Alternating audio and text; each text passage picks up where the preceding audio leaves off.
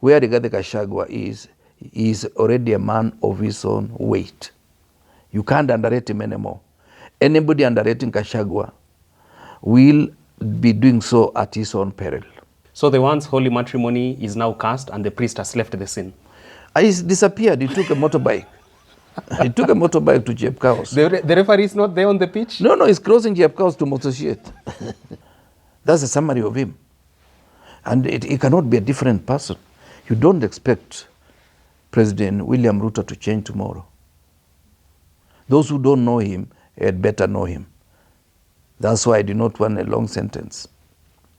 He has good memory for bad things, and he's not about to change.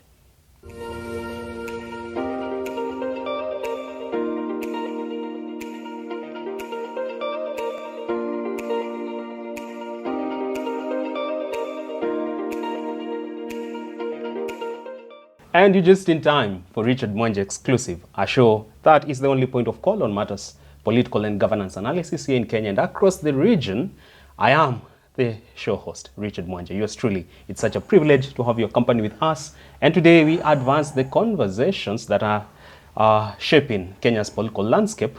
And we're going to discuss a raft of them. But first things first, allow me introduce the gentleman who will help me bring the conversation home. He's a man who's seen it all. He's been appointed into office, fired from the same state offices, voted into office, elected into office, and elected out of office. I'm talking about none other than former Agriculture Minister Ruto Arab Kiro. Today, he sits across this table as a renowned public scholar and governance analyst. The first of his name, son of Cherangani. How are you doing? I'm okay, and I always appreciate the people of Cherangani. They gave me 4 terms uninterrupted.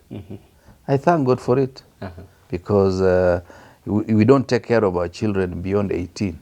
But they gave me slightly more than 18 years, and therefore I'm their child. Yeah. Would you consider going back into elective politics in the near future? Politics is dynamic. Politics is unpredictable. I've said before, you can say somebody is no longer in politics the moment is passed on, and you are doing certain ceremonies around his grave. So I still want to serve the public. And if they so wish, whether it's Cherangani or any other position, I'm still open to dialogue. But I'm not desperate to want to get into elective position. But I thank God that the people of Cherangani still respect me, and Trans Nzoia in general. That is something that you earn, and you don't take it for granted. It's a blessing. It's more than money. Yeah. So for the section of the political class who are already writing the political obituary of Ruto Arab Kiro, would you then advise them to be ready for maybe a major shock in the near future? Well, I will advise them not to rush to the conclusion, but leave it where it is. Say he was a minister, he got special envoy, he's just oscillating between one studio and the other, and leave it there. So they can write the obituary but not publish it? They hold it there, they don't conclude, which means it's not complete obituary politically. Rightly put. Well, straight to the day's conversation. And how about we talk about the woes bedeviling former, retired President Uhuru Kenyatta. And he's still a subject of debate 2 years into his retirement. And for a section of citizens and political class, they find that maybe the current regime is on a revenge spree, all thanks to what they feel is harsh treatment Uhuru Kenyatta directed towards then DP William Ruto. Would you then say that maybe they are right, that maybe the current government is on a revenge spree, particularly the President William Ruto? Well, I don't know whether to call it revenge. You know, revenge is a product of me offending you. Then you turn back and you offend me purposely to make sure you are paid me back. But I do not know whether the altercations between President Uhuru Kenyatta and now then Deputy President William Ruto was a product of frustration from the State House. It should have been a product of misunderstanding between 2 leaders who are good brothers, and that's how they won 2 terms consecutively, and who decided now to go separate ways. And perhaps the Deputy President then got an excuse to play a victim. Because you know, Richard, many people in Kenya have succeeded by playing the victim. It is a phenomenon that has been illustrated in a number of cases, including the first victim of the regime, President Moi, who was seen to be emasculated by what we are calling the Mount Kenya Mafia. When he took over office, the rest of the country were happy that this is the only person now who can stem the behavior of the Mount Kenya group.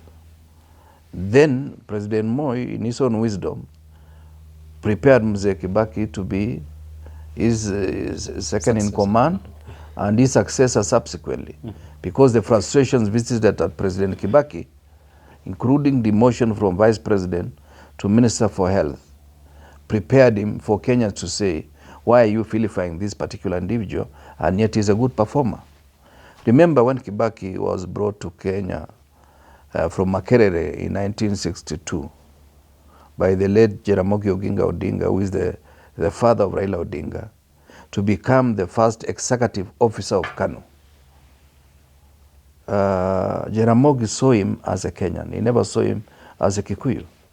And Kibaki from then engaged himself on work, became what they were calling parliamentary secretary, equivalent to the assistant minister, rose to full ministerial position, rose to the position of the vice president, and he did his work without fitina, without any measure of innuendo in his statements. So Kenyans sympathized with him, and they elected him in 2002, and so forth and so forth. Of course, Uhuru Kenyatta and William Ruto were also victims of what we perceived as ICC, and they were elected on that ticket. If you ask many Kalenjins in 2013, why are we now working with Kikuyus, and yet 5 years earlier we did not want to be with them? And the answer was, we have been united by common threat called death. So they were united by death, because hanging separately, they would have gone to Hague, and possibly their leverage with the presidency, they were able to negotiate among their peers in Africa. So possibly President Ruto took a cue from there, and he started now playing the victim and creating a class society, dynasties versus the hustlers. And that is how he captured the imagination of many Kenyans. So we cannot blame President Uhuru for harassing President Ruto. It was a way that he had already bolted from the relationship they had, their rapprochement they were enjoying. I remember in one of the sittings, I asked the President Ruto, where did you part ways with President Kenyatta? Because the two of you were best of friends. I was not in their party. But when I went to work with him for 2 years before I bolted back to Azimio, I asked him that question. And he gave me a long story that I will not say today. I'll put in my book when I write. But I could not see him blaming the president directly. It was a nice story. He couldn't pinpoint the main issue? No. He didn't tell me he has done this to me. But you could see he was sufficiently bitter with him. Because he could, when you are talking, you say, oh, the son of Kenyatta. And but in public, you used to call him my boss. But when in private, but I'm not trying to disclose everything, he would say, I don't know what the son of Kenyatta will say. He was putting up a show? I don't know. So in public, he was doing a lot of ego massage. But in reality, I think he had already parted ways with President Uhuru Kenyatta. So this could be continuation of their differences that there is now trying to amplify through frustrating the president, while we know very well that former president has constitutional right to the benefits he's enjoying. There may be a problem here and there. If now you are talking about the residents, how about the vehicles? He has not renewed his vehicle since he left office 2 years ago. And yet that is required. That if you are going out as president, unless you have sentimental attachment to any vehicle, otherwise they are supposed to organize a new fleet for you. And every so often will be done. But State House has actually accused the former president's office of being on a spree which has an insatiable appetite for extravagant spending, and the government is trying to advance its austerity measures on public finance management. Not when you pay for a plane for 200 million, when the alternative could have been less than 40 million. Double speak? Double speak. And the master is known, not me. Well, still on the conversation about the relationship between the former president and the current president, you've worked closely with the previous presidents, case in point, the late President Daniel Toroitich arap Moi and the late President Mwai Kibaki. And the current president, you've worked closely with him when he was a minister, when he became the deputy president, before you two parted ways. But I'm curious to understand, having analyzed his political style, would you say that President Ruto comes across as someone whom for political forgiveness, or rather forgiveness is too expensive for him, a tall order for him? He has a good memory for bad things. Mm-hmm. You can do 10 things which are good for him, and you miss one. The rest is washed away. Like that? Yeah. That's a summary of him. And he cannot be a different person. You don't expect President William Ruto to change tomorrow. Those who don't know him had better know him. That's why I do not want a long sentence. He has good memory for bad things, and he's not about to change. Could Gachagua suffer the same fate as the current the retired President Uhuru Kenyatta is facing in the fullness of time? Do you see that possible scenario playing out? What I can say without any fear of contradiction, the marriage is over. The deal doesn't hold anymore. Gachagua can remain there to earn the salary and to enjoy the privilege that he has, because an office goes with certain privileges. But in terms of partnership beyond the year 2027, I don't see it. Remember, in his own presence, he said, we are going to decide where a man is the governor, a female should be the deputy. And likewise the presidency. And I like cartoon people. You know, the following week, they gave very nice attire for Rigathi Gachagua, and they did the other one, the Mothers Union of SEK. So they were telling us, as it is, that Gachagua is not suited for the deputy president's position beyond now. It may be sooner or later. It may be 2027. The jury is there for you to make judgment. But do you otherwise, the two are butted ways. Do you consider the grounds for their political divorce to be ripe enough?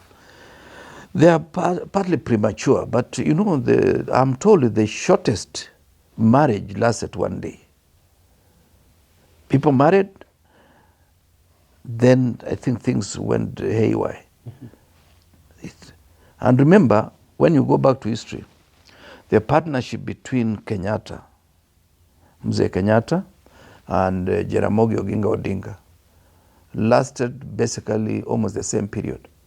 By 1966, Joseph Murumbi replaced Jaramogi as the vice president, and after 6 months, he resigned on health grounds to pave the way for President Daniel arap Moi as vice president, who lasted there for about 12 years. Murumbi lived more than the 12, almost more than the 12 years, healthy, but he had resigned on healthy grounds. So possibly history is repeating itself. It's repeating itself. Yeah. You never know. You never know. Yeah. But then again, for DP Rigathi Gachagua, would you then say that maybe there's need for him to even engage President William Ruto at arm's length, especially when it comes to his future political interests? You know, Gachagua has already been made. When he was being chosen as a running mate, I happened to have been there. The previous night, members of parliament from central Kenya had voted 27 against 4. 27 in favor of Professor Kithure Kindiki, and 4 in favor of Rigathi Gachagua. But having appointed him and having taken him through baptism by fire, where Rigathi-Gachagua is already a man of his own weight. You can't underrate him anymore. Anybody underrating Gachagua will be doing so at his own peril. Gachagua, if he was to run, he will force a rerun. He may be number 1 in round 1 or number 2, but he will force a rerun.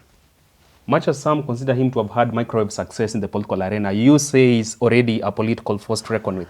You know, at times it takes, you know, like the late Mboya served a quarter of the term I served in parliament. But his name is beyond me. I cannot even, if I was even to compare myself with him, I'll be a novice in political field. Mm-hmm. So it is not the longevity. It is the conspiracy of certain events to deprive you or to give you, confer to you certain advantage. Mm-hmm. Gachagua served for 5 years as an MP, ascended to the position of deputy president. He has done it now for almost 2 years.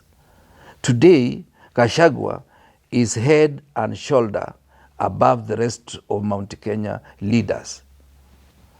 That is the foremost. That is a fact. If there was an election today, you can take this to the bank, thanks to Atwoli.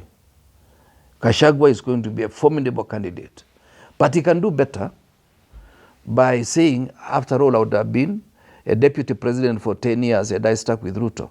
Pick somebody else, make him the president. He remains the kingmaker as he prepares himself to be a king in 2032. Mm-hmm. For example, if he was to pick Kalonzo as his presidential candidate, you may not agree, but I'm telling you, I'm not a political novice. I've been in this town for a while. I've seen formations of coalitions. Mm-hmm. Remains running mate. Pick somebody from Western Kenya, either Luolan or Luyalan, as a de facto prime minister position. That is a tripod stool that will beat William Ruto with any other combination. That would be a lethal brigade? Lethal. In the morning, 9:30, the results will be known. Watu watakuwa wameanza kukata miti kwingine? Kwingine, ama kwingine kujinyonga. Na dawa ya panya isiuzwe mahali? Isiuzwe itakuwa mbaya. You're a family man, and I want to understand this. Is this the example, or rather the perfect picture of what we say, tuko pamoja kwa sababu ya watoto, the relationship between DP Rigathi-Gachagua and President Ruto? You have put it very well. You have put it very well. And I mind about not their children, I mind about the children of Kenya. Yeah, the two case. Communities in future, even if their leaders disagree, I pray the Kikuyu and the Kalenjin should not think of the events, should remember the events of 2007. They are the worst thing that can happen to a nation. And the two communities happen to be occupying central position, both in terms of economic leverage and in terms of settlement. Rift Valley today, the old Rift Valley, it is awash with the two communities in a way that one is larger than the other in one county and in another county, but they are also critical players. My prayer is that the two, when they disagree, let's look at them as the son of so-and-so and son of so-and-so. They can have their differences away from us. Let the communities coexist in Rift Valley or any other part of this country. So the once holy matrimony is now cast and the priest has left the scene? He disappeared. He took a motorbike. He took a motorbike to Jebkaos. The referee is not there on the pitch? No, he's crossing Jebkaos to Motoshiet. In the interest of time, before we close this conversation, let me understand this. What danger or what risk do we run as a country should we go on with the trend of having politics of revenge, deceit, and sort of intimidation going on? The danger is that we've not built an institution called a nation. Mwalimu Nyerere, when he took over in 1961, he built a nation. He resigned 6 months after being sworn in as prime minister. And he allowed the late Rashidi Kawawa to take over as prime minister. He himself, he went back to the party to build a party from all over the country. It took 1 year. Then he came back to become the president of Tanganyika. The 4 things that he was fighting, one is Udini. that you are a Catholic, I'm SEK, and therefore we have a difference. He said all Tanzanians, and in their census, they never had somebody asking you, which religion do you belong? He said if the imams want to they have, they can go to mosque. If the bishops, they can call them on Sunday or whichever day. So he fought udini, ukabila. He was asking, what is it that makes you this tribe and not the other? And he was able to demonstrate to Tanzanians that a tribe, yes, is there, but is not the most important ingredient in your DNA. Number 3, he fought ubabe. Ubabe now is displayed very well.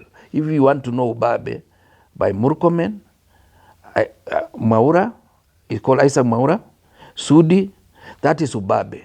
Utafanya nini, utadu, that's ubabe. He said, the position you have is a privilege from God.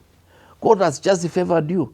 You are one among many Tanzanians who deserve that position, but you've been favored. Is David Ndii part of that list, Ubabe? Yeah. It's a long one, including the main guy. Ana ubabe, mutadu, nimesema. He reminds us that he's the commander-in-chief.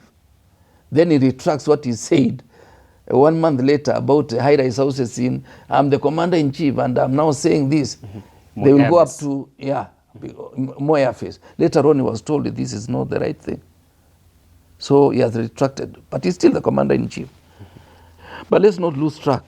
Then the last one that he fought was Ufisadi, which included telling his ministers, you have to choose to be a landlord with so many houses or to be a government official. And some of the ministers, including Bibi Titi, resigned from the cabinet because she was an estate owner. So he said, you either decide to own and do that as a private person, but you cannot be in government and you are using the government to leverage on your businesses. That's what Nyerere did. And today, I can authoritatively tell you, Nyerere has only 52 acres, which is ancestral land in Butiama. Tell me, who else has 52 acres, having been president in Kenya? Tell me. Unless you're talking of 52,000 acres. Otherwise, 52 acres in place. Perhaps the size of my compound, my farm in Kitale, or slightly bigger than that. Then later on, because really we have to tell leaders the truth. Later on, Nyerere rang his bank manager and he told him, I want you to reorganize, they call it not reorganize, reschedule my loan for the house that I bought, which was a private house, because I've just paid school fees for my children. A president doing that? A president. And by then, the president, the portrait of the president was on the money. But he knew this is public money, it's not my money. So we need such role models. We need such people to mentor others. But when the president was telling us in Nakuru, he wants to mentor these people, the young politicians. Yeah, he will mentor Mount Kenya politicians. I said, either because he's not a student of history, he does not know the origin of mentorship. And because I cannot pretend to be more knowledgeable than the president, I just want to advise him that he can read carefully in the history. The word mentor came out of somebody who took care of somebody's son as the other one went to war in the medieval warfare in Greece. So when he came back after about 16 years, he found an old man that he knew. After the normal niceties, greetings, he said, who is this young man? He was told, this is your son. He said, thank you, mentor, for taking care of my son until now he's a fully grown-up man. That is the origin of the word mentorship. So he's not mentoring them because mentoring means everything you are doing, everything you are telling me. So it's more than teaching, it's more than coaching, it is more than training, it is something holistic, which means your character must also be beyond reproach. But when your character is questionable, you are underrating the former president, you are fighting your own deputy, you are calling the Moi family dynasty, then you cannot mentor anybody. Caesar's wife must be beyond reproach. Beyond reproach. And William Ruto must be beyond reproach to mentor anybody. So you don't take pride in his mentees in the political space, case in point, Oscar Sudi, Ndindi Nyoro. He's teaching the bad manners. That's why they're already exuding bad manners. Including donating to the church, helping the church? Donating, but you can also donate quietly. Must you just display the lagis and tell us your watch is 17 million? You have bought apartment for your daughter in London? Those are private things. Why should you tell us all that? What are you telling us? That not going to school is a sign of progress? And you are telling young people who are supposed to be in school?